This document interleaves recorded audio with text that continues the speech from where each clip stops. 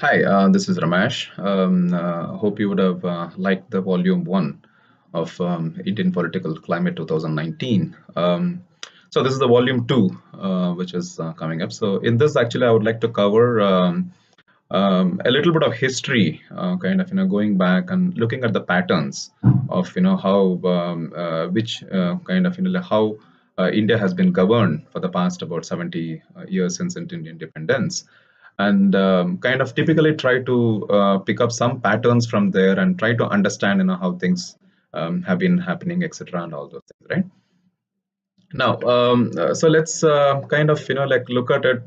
So when India became independent in 1947, it was actually there was no elections. So basically, kind of Congress was the party which kind of worked with the Britishers to get Indian independence. So there was more of a selection of the party, and so the Congress automatically became the selected party to govern India, and then India got the first prime minister as Jawaharlal Nehru. And much later, actually, was when the first elections were held in India. And then, of course, so Nehru got re-elected, and then so three times actually he got re-elected, and then he had three tenors. And so it was Congress which continued to keep getting elected. At that point of time, if you observe, it was both at the center and as well as there were the state elections. So in majority of India, in most of the India, it was Congress which was ruling. It was ruling both in the center as well as in all the states.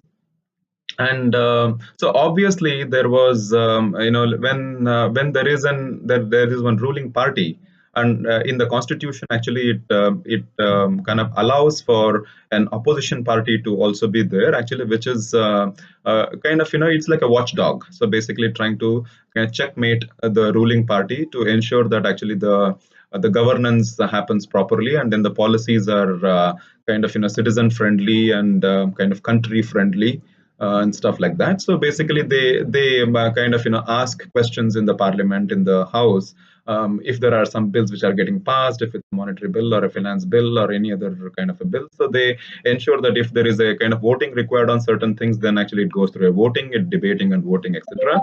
And then otherwise, actually, it just goes through a normal kind of a this thing. So when Congress was ruling the entire India, there were actually opposition parties started coming into place. So there was Communist Party, which came into place, and then there was also the Jan Sangh, and then so those kind of things actually slowly started, and there were some kind of an oppositions in states, in different states, and also at the center. So they were also contesting the elections, and then of course Congress was very very strong, and so Congress continued to win, kind of in a term after term, right? So now, then the first generation Congress actually gave way to the second generation.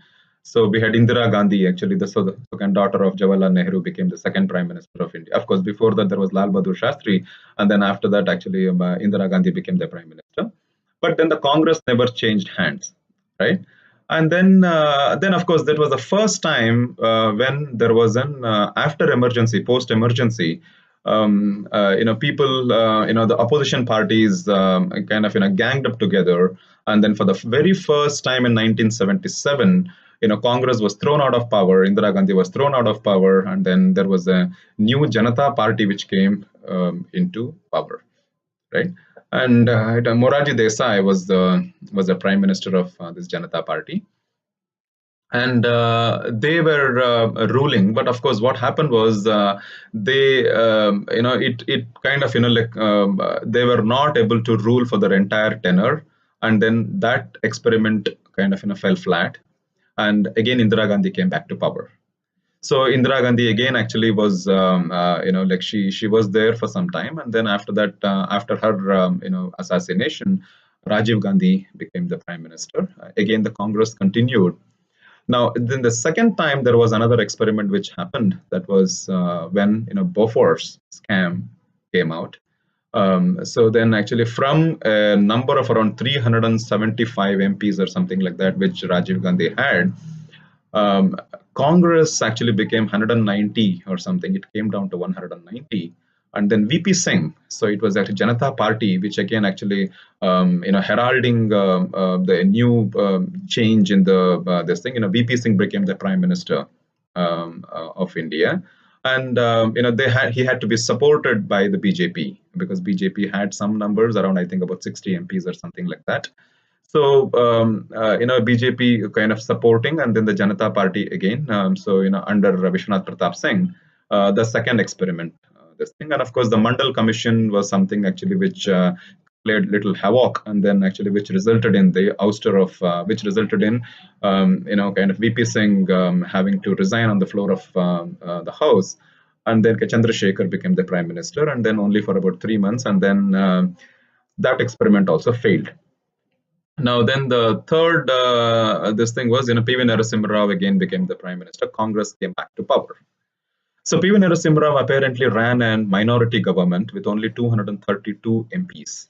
Okay, and with some little extra support here and there from people, so he was able to complete his full tenure.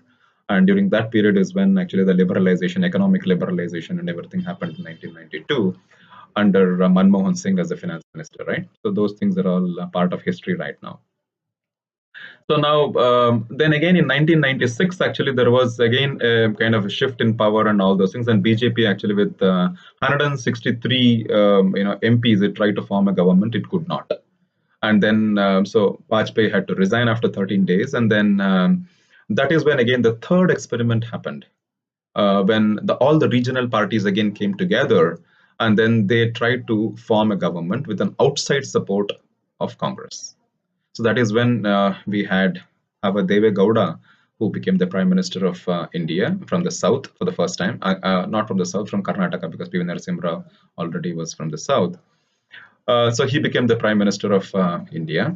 And then, of course, actually, after some period of time, I think about 12 months or 16 months or something, he had to make way for I.K. Gujral.